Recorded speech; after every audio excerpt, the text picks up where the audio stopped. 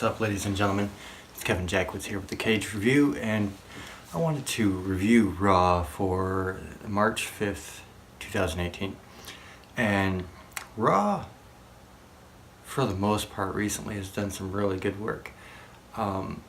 Tonight's show, I don't know that they kept up.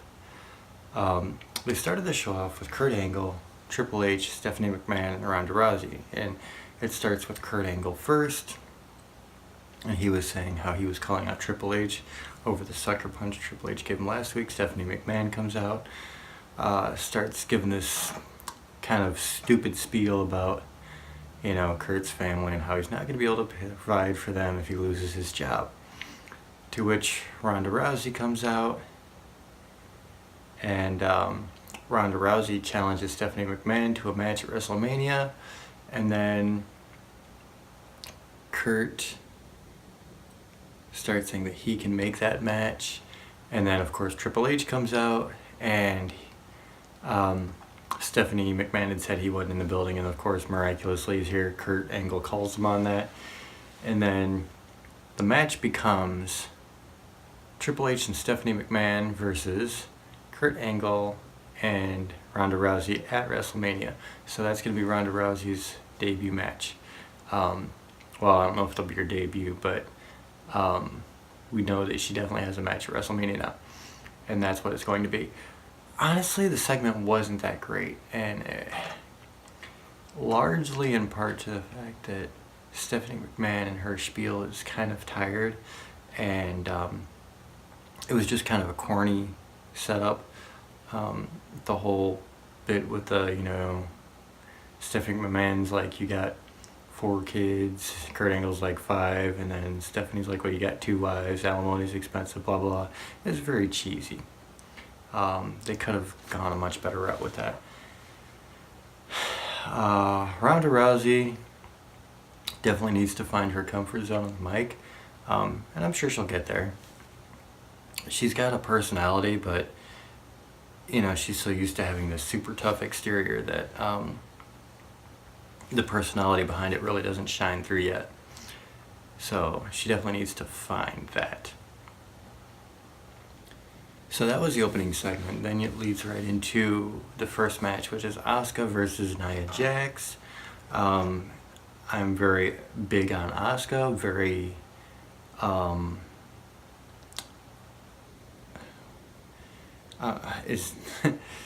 Nia Jax is a dangerous performer, and I was trying to pay attention this week just to see if I'm being overcritical. And for the most part, it was a forgettable match. It wasn't terrible. It wasn't a disaster, but it wasn't good either. But as I'm paying attention to the match, you can see how Nia Jax is just very winded at parts, and that causes her, when she's losing wind, to make mistakes. And if you want an example, I can pull out it seems I can pull an example out of any match she does, but this one in particular. Let's look at the fact that when she's got Asuka in her arms outside the ring running towards a steel pole, she trips. She trips and slaps Asuka right into the steel pole. Any one of these things that happens with Nia Jax could put somebody's career in jeopardy. And I've said it time and again, I can't stand her. Not because I can't stand the person. I don't know who she is personally. It's not a personal thing. But if I had to make the choice between being nice to her or the welfare of everybody that she works with, I'm going to pick the welfare of everybody she works with every time. So most of the match was Nia Jax being the beast, being unstoppable, and then Asuka pulls out the win at the very last with an armbar that she just would not let go of. And they're talking about how tenacious Asuka is holding on to this armbar while Nia Jax slams her onto the mat and into the turnbuckle and yada yada yada.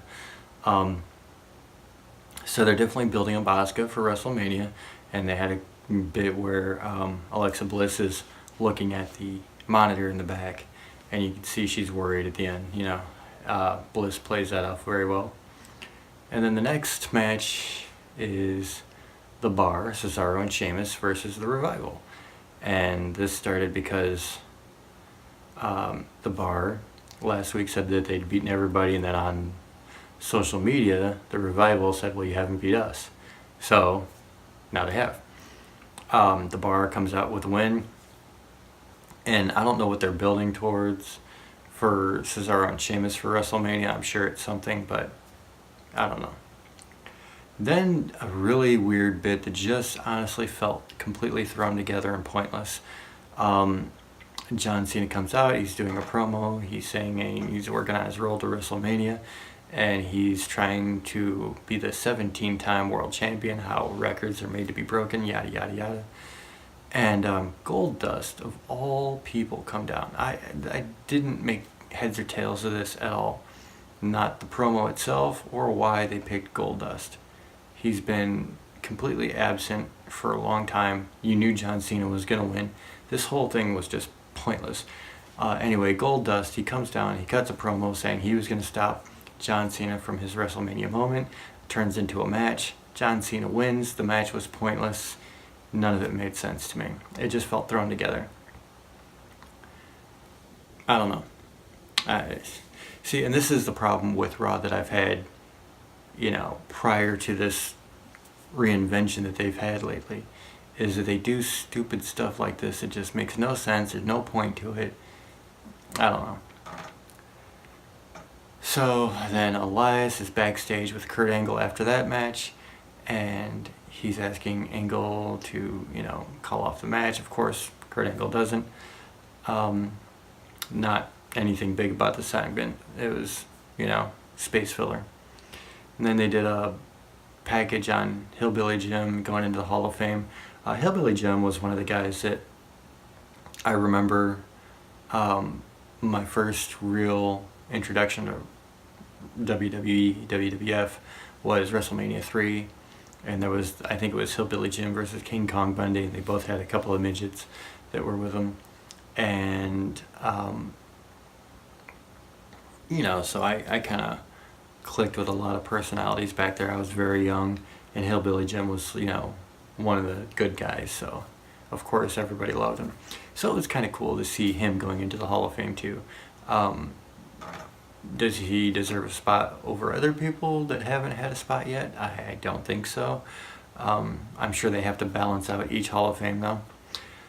And considering who they have in there already, it's probably a good filler. So, yeah, I thought that was cool. It was a nice package, for sure. And then after that, there's a Bayley in-ring interview where she is trying to talk about what she did last week, stepping off the ring and not tagging Sasha Banks. And she seems really emotional about it, but she gets interrupted by Paige and Absolution. And Paige is saying, you don't get anywhere in this business without friends, and you're throwing your friends away. Paige is pretty good at promos, so, she sold it pretty well. And then that leads into Bayley versus Mandy Rose of Absolution. Decent match. I'm actually I haven't paid attention a lot to Mandy Rose, and she looks pretty damn good in the ring, actually. Looking at her, I thought it was just going to be another pretty face and, kind of Divas Division. I was kind of thinking Carmella in my mind, because, God, I can't stand Carmella. But she's actually pretty damn good. I really like Mandy Rose, so I'm interested to see where that goes when she finally gets into her singles career, because, she's got some stuff that look pretty good in the ring. So with Absolution, you had Sonya Deville trying to interfere in the match. On a couple occasions, Bayley still overcomes, pulls out the win. Absolution attacks Bayley after the match. Sasha comes down to the ring to save Bayley. Sasha tries to hug Bayley. Bayley just pushes her away and leaves the ring. So, I'm wondering if they are heading toward Bayley versus Sasha at WrestleMania. I think it would be a great match. They've had very solid matches in the past, and it wouldn't be the best match on the card, but I'm sure that those two ladies would kill it. So, that's my thoughts. Next is a backstage promo where Nia Jax is sitting there and she's upset about her loss and she keeps losing to Asuka and not being able to pull out the big wins. And Alexa Bliss is just, kind of ironically, feeding her how bad she is, but in a way that says, we all care about you. And, this thing right here, this bit, I mean, Nia Jax, like, either she's a really good actress or she was really upset about something. And maybe it is the backlash from people who say she's too sloppy and dangerous in the ring. I don't know. Who knows? But it appeared she was genuinely upset. Like, she was in tears and stuff and, like, actually crying. So, like I said, she's either a very good actress or something has her really upset. So that actually added to the promo, though, and made the promo very good. After that, you have a Symphony of Destruction match, where you have a bunch of instruments strewn around the stage area, and Elias comes out and he's kind of tinkering with each instrument and, showing how he can play each instrument, though not very well. And then, he's like, turn out the lights so I can get a proper introduction when he gets to the ring, and they shut off the lights. They turn the lights back on, and Elias is not in the ring. He's running for his car. So there's this bit where he gets into his car, and he's hitting the gas pedal, but Braun Strowman's got the car lifted up, and the wheels aren't even touching the ground. So Elias leaves. Next thing you know, he's getting his ass beat down the ramp to the ring. Elias grabs his guitar, smashes it over Braun Strowman. Has a few spots where he looks like he's credible. And then, of course, Braun Strowman does the Beast thing. Slams a big orchestra-style bass on Elias, and then kicks out a leg from the piano that Elias was under and drops the piano on him, and, Braun Strowman picks up the win. No surprise there. It was entertaining, though. It was, something different, so I got to give him credit for doing something unique. And one of the really fun things about it was Corey Graves, it was called a Symphony of Destruction match, and Corey Graves just spitting off all these titles of Megadeth songs, which, of course, Symphony of Destruction is. I thought that was really funny.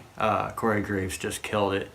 And he even made a comment at the end I had to laugh at. He's like, if that doesn't give me a free Megadeth concert ticket, nothing will. Corey Graves is the best thing on commentary, easily.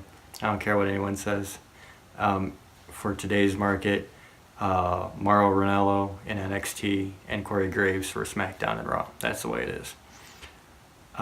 Then you have a match following that was Bray Wyatt versus Rhino, and it's building this, Bray Wyatt breakdown after Matt Hardy beat him. And of course he runs right through Rhino. You knew it was going to be a squash match. But what you didn't expect was Matt Hardy comes in as a Woken gimmick, and this is off his broken Matt Hardy gimmick in TNA, which people just absolutely loved. And one thing that people absolutely loved about that whole bit was the gritty nature of his promos and the compound, which is actually Matt Hardy's house. And they had this thing called the Ultimate Deletion. And so Matt Hardy comes on talking about he wants to have a match with Bray Wyatt at his compound, and actually called it the Ultimate Deletion. So for Matt Hardy fans, like, I was instantly geeked about that. I was like, oh my god, holy shit, they're actually showing promos with Matt Hardy at his house on his property talking about the compound and the Ultimate Deletion. I thought that was greatness. Finally, they're really using the Matt Hardy Woken gimmick like they should, at least for this one episode. So I'm hoping that they really continue on this path, because that's pretty awesome. After that Matt Hardy promo, you have the Mizzies, which is the Miz doing his award show after every Oscars every year, at least for the last 3 years, and, giving out these goofy awards. talking about worst general manager, obviously Kurt Angle, stuff like that. And it leads into a match because Seth Rollins interrupts him, and then immediately following Finn Balor interrupts him. So it becomes Seth Rollins versus Finn Balor versus The Miz and The Miztourage. The match was alright. I mean, I'm not necessarily big on Bo Dallas. I mean, the Miztourage are, they are what they are. They're lower mid-card guys at best. But the big story was, Seth Rollins and Finn Balor kind of tagging themselves in on each other, kind of creating a bit of tension between Finn Balor and Seth Rollins. Seth Rollins pulls out the win at the end. So Seth and Finn win. Kurt Angle comes out and he says, well, we know that I have a match for WrestleMania. Now we need to let you know who your match is going to be with at WrestleMania. And so he says that it's going to be The Miz versus Seth Rollins versus Finn Balor, which I think everybody already expected. That should be a very entertaining match. I really like Seth Rollins. I really like Finn Balor. And The Miz, he's good at telling his story, so you have to give him credit where it's due. Not the biggest fan of his in-ring style, but, he's good at what he does, and he's hellacious on the mic, so should be good. Should be pretty good there. And then they close the show with Paul Heyman and his rebuttal to Roman Reigns' promo last week. Paul Heyman comes out and he starts talking about, Brock Lesnar and all his accolades and what he can do and things like this, and says that Brock Lesnar is going to be here next week. And it was a pretty impassioned promo. I mean, Paul Heyman, it's Paul Heyman. I mean, the guy can sell anything to anybody. The guy is just a master on the mic. And so he does his promo bit. Roman Reigns then comes out, and Paul Heyman had the Universal Championship on the mat, and Roman Reigns tells him to pick it up, show it some respect, blah, blah, blah. And Roman cuts a decent promo again. He does. He kept on the same wavelength as last week. And like I said, I don't care what anybody says. You have to give people their due credit when they've earned it. And he's earning it. And that's how I feel. If I have a problem with a wrestler, if I see something I don't like, I say it. But I'm not a bandwagon jumper. And if I don't think the crowd is right anymore, if I feel like people are just hating on him now because it's the right thing to do, I'm like, I see that this guy's getting better. I'm not hating on him anymore. And as far as that goes, I've never really thought that he's had terrible matches. I mean, I've always been entertained by every match that he's had. So next week, apparently Roman Reigns and Brock Lesnar are supposed to be face-to-face. So we'll see what happens there. And that was how they closed the show. Pretty good promo bit from both guys. Overall, the show was not as good as it has been lately. I feel like the Bar and the Revival was thrown together. I feel like the John Cena and Goldust thing was thrown together and kind of terrible. I don't know, there was just a lot about this show that I didn't like. The opening wasn't as good as I think they could have made it. And the thing with that is they're kind of killing the Ronda Rousey push. I mean, she's here, she's new, people are excited, but I don't know that this is the way to go about it. And maybe it's because they need to work on Ronda Rousey's mic skills, and I do sense that they need to get over that hurdle with her, and they're throwing her in very quickly into this.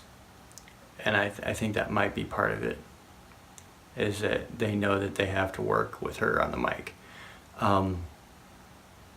Overall, 4.5, maybe 5 out of 10.